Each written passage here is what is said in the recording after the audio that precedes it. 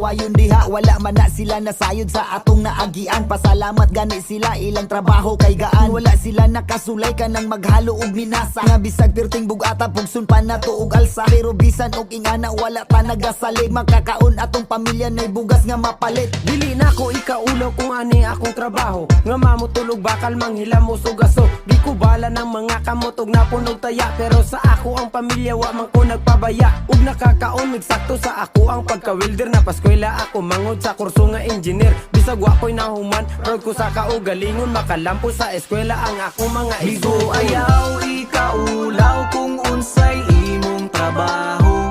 Magbulad man ta sa adlaw